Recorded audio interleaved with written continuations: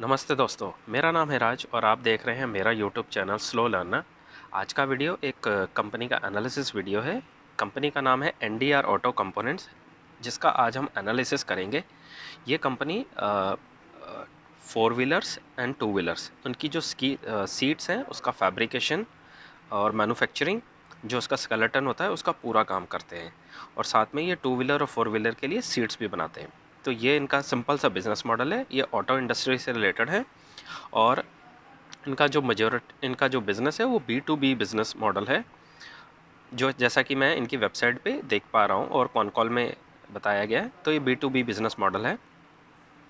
अब ये करते क्या हैं, ये सारा का सारा सामान बना के जो कंपनीज हैं, जैसे कि मैं आपको इनके जो क्लाइंट हैं मैं आपको वो बता देता हूँ। इनके क्लाइंट हैं Brezza, Dzire, WagonR, Jimny, Alto, Toyota, Suzuki. तो फोर व्हीलर और टू व्हीलर दोनों कंपनीज़ को ये इनके क्लाइंट हैं, जिनको ये सामान बना के अपना सीट का और उसको बेचते हैं। इसके साथ ही जो इनके पास चार प्रोडक्शन फैसिलिटीज़ हैं। हरियाणा, जो कि शीट मेटल का काम करते हैं। हरियाणा में गुड़गांवा में है, वो ट्रिम प्लांट है। गुजरात है, जहाँ पे कि ये सीट फ्रेम एंड ट्रिम का काम करते हैं। कर्नाटका, उसमें भी कर्नाटका बेंगलोर, उसमें भी ये सीट फ्रेम और ट्रिम का काम करते हैं। तो ये इनके चार फैसिलिटीज़ हैं जहाँ पे ये मैन्युफैक्चरिंग और प्रोडक्शन करते हैं। कंपनी का एक जॉइंट वेंचर एग्रीमेंट भी है, जो कि इनका है मारुति सुजुकी के साथ, भारत सीट के साथ एंड टोयोटा के साथ। इनका जो बिज़नेस है उसमें जो 60% इनका रेवेन्यू आता है वो सीट ट्रिम से आता है और 40% इनका जो बिज़नेस आता है वो फ्रेम से आता है। कंपनी के पास आज की डेट में 400 से 450 करोड़ का ऑर्डर बुक अवेलेबल है। मैनेजमेंट ने कॉन कॉल में बताया है कि ये एक 25 एकड़ का जो लैंड है उसको एक्वायर करने जा रहे हैं, जिसका अप्रूवल ऑलरेडी इनके बोर्ड ने इनको दे दिया और जिसकी कॉस्ट होगी अराउंड 37 करोड़, जो कि अप्रूव्ड हो चुका है, जो कि ये कैपेसिटी एक्सपेंशन में इस्तेमाल करने जा रहे हैं। और जो ये एक्सपेंशन कैपेसिटी एक्सपेंशन के लिए देख रहे हैं, यहाँ पे किया का मैन्युफैक्चरिंग प्लांट भी है उसी के पास में। तो इनको बेनिफिट वहाँ से भी काफ़ी अच्छा हो जाएगा, क्योंकि ये बातचीत कर रहे हैं किया मैन्युफैक्चरिंग के साथ। अगर इनका कॉन्ट्रैक्ट सक्सेसफुल होता है वहाँ पे, तो वहाँ से भी इनको बिज़नेस आना शुरू हो जाएगा। तो और साथ में अगर ये प्लांट उसके पास में खोलते हैं तो इनको जो लॉजिस्टिक कॉस्ट है वो बहुत कम पड़ेगी इनकी। तो इसलिए ये इनकी एक अच्छी बेट हो सकती है आने वाले टाइम में। और साथ में मैनेजमेंट ने यह भी बताया कि अगले 2 साल में ये 450 करोड़ का रेवेन्यू जनरेट करने की एक्सपेक्टेशन रख रहे हैं। लेकिन मैनेजमेंट ने ये बताते ही साथ में बताया कि अभी आज की डेट में जो ये सेक्टर है ऑटो एंसिलरीज का, ये एक हेडविंड, यानी कि इनके जो भी न्यूज़ आ रही हैं या काम चल रहा है, जो भी मार्केट में हलचल हो रही है, उसकी वजह से अभी इंडस्ट्री में जो कहते हैं कि ग्रोथ के जो सिग्नल्स है वो थोड़े वीक दिख रहे हैं। ग्रोथ का थोड़ी वीक दिख रही है। उस वजह से क्या हो रहा है कि आने वाले टाइम में इनकी जो ग्रोथ है वो ज़्यादा तेज़ नहीं कर पाएंगे। लेकिन इन्होंने बताया कि ये ग्रोथ वापस से अगले 1 से 2 क्वार्टर तक म्यूटेड रहेगी, लेकिन अगले तीसरे क्वार्टर से इनके रिजल्ट्स अच्छे आने शुरू हो जाएंगे, जो कि मैनेजमेंट ने बड़ी ऑनेस्टी के साथ बता दिया।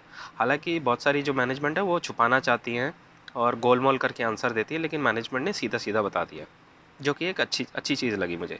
हालांकि एज अ इन्वेस्टर ये मेरे लिए बुरी खबर है, लेकिन ऑनेस्टी, जो उन्होंने ऑनेस्टी के साथ बताया, तो वो मुझे एक अच्छा पॉजिटिव पॉइंट लगा इसमें।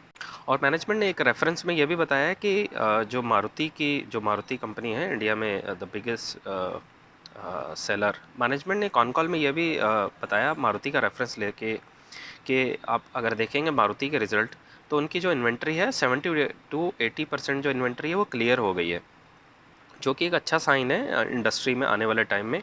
और साथ में उन्होंने ये बताया कि जो इनकी अपनी कैपेसिटी है वो उसकी यूटिलाइजेशन 80 टू 85% अभी चल रही है, जो कि एक बहुत अच्छा साइन है। जैसे ही इनको अच्छे सिग्नल मिलेंगे तो ये अपनी कैपेसिटी एक्सपेंशन की तरफ देख सकते हैं। तो मैनेजमेंट अभी कुछ डिस्कस नहीं करा इन्होंने, लेकिन हिडन जो कहते हैं ना, बातों बातों में कुछ ऐसा कहना चाह रहे हैं लेकिन कहा नहीं। तो हिंट हमें खुद ढूंढनी होगी और फिगर इट आउट करना होगा, और अगर कोई न्यूज़ आएगी तो वो आपको अपडेट करेंगे। और मैनेजमेंट ने ये भी बताया कि जो अभी इंडस्ट्री में स्लो डाउन चल रहा है उसका बहुत ज़्यादा फ़र्क इनको पड़ेगा नहीं। रीज़न क्योंकि इनकी जो कैपेसिटी है वो ऑलरेडी 80 to 85% इनके जो फैसिलिटीज़ हैं प्रोडक्शन वाली, वहाँ पे ऑलरेडी 80 to 85% चल ही रहा है। ऐसा नहीं है कि इन्होंने ऑलरेडी केपेक्स कर लिया और उसकी कैपेसिटी 50% पे चल रही हो। ये ऑलरेडी 85 के आसपास चल रहे हैं, तो इनको बहुत ज़्यादा फ़र्क नहीं पड़ेगा। बस इनको फ़र्क तब पड़ेगा अगर मान लीजिए जो ये एक्सपेक्ट कर रहे हैं कि दो क्वार्टर से 2 क्वार्टर में अच्छे सिग्नल आने शुरू हो जाएंगे, इंडस्ट्री में दोबारा ग्रोथ आ जाएगा। अगर ये 2 क्वार्टर ना आके अगले ही क्वार्टर आ जाएं तो शायद थोड़ा सा, अगर इनको ज़्यादा डिमांड मिलेगी तो शायद उस टाइम ये पूरी डिमांड को कैटर ना कर पाएँ। लेकिन ये बहुत बड़ी इंडस्ट्री है।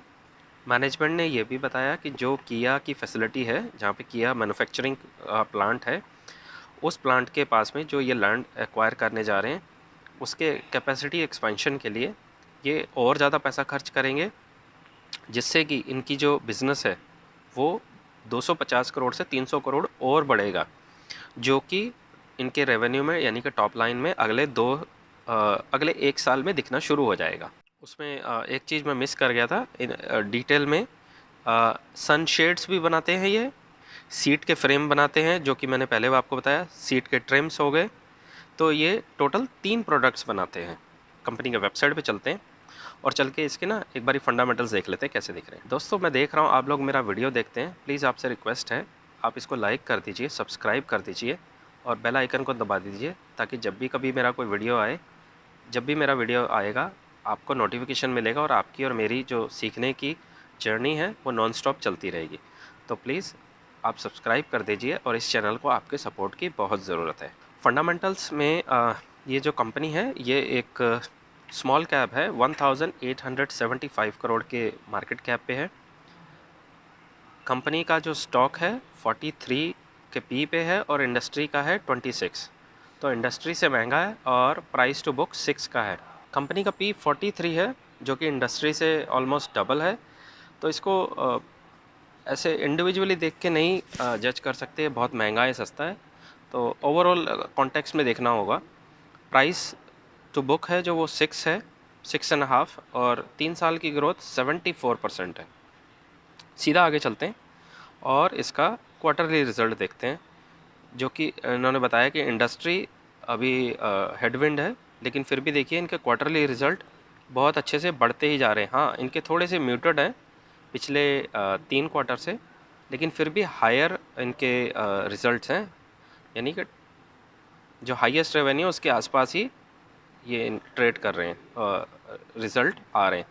और ऑपरेटिंग प्रॉफिट मार्जिन हाईएस्ट पे अभी ट्रेड कर रहा है, जो कि 10 है। टॉप लाइन ग्रोथ कर रही है और साथ में बॉटम लाइन भी हल्का हल्का ग्रोथ कर पा रही है, हल्का हल्का है, बहुत कम है लेकिन फिर भी। हाँ, ईयर ऑन ईयर बेसिस पे बहुत अच्छा परफॉर्म कर रहे हैं। ईपीएस ग्रोथ आ रहा है और ये देखिए सेल्स ग्रोथ देखिए 74% है और कंपाउंडेड प्रॉफिट ग्रोथ भी लगभग सेम है, जो कि अच्छा साइन है, बुरा नहीं है। रिजर्व्स लगातार बढ़ते चले जा रहे हैं।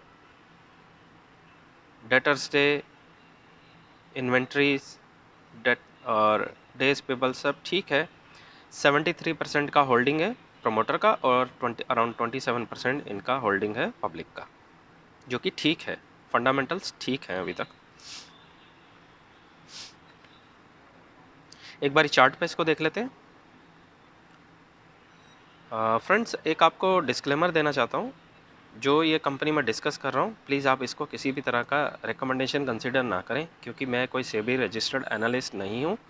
तो जो भी मैं आपके साथ शेयर कर रहा हूँ ये मेरी अपनी की हुई रिसर्च है और जो कि पब्लिक प्लेटफॉर्म पे अवेलेबल है।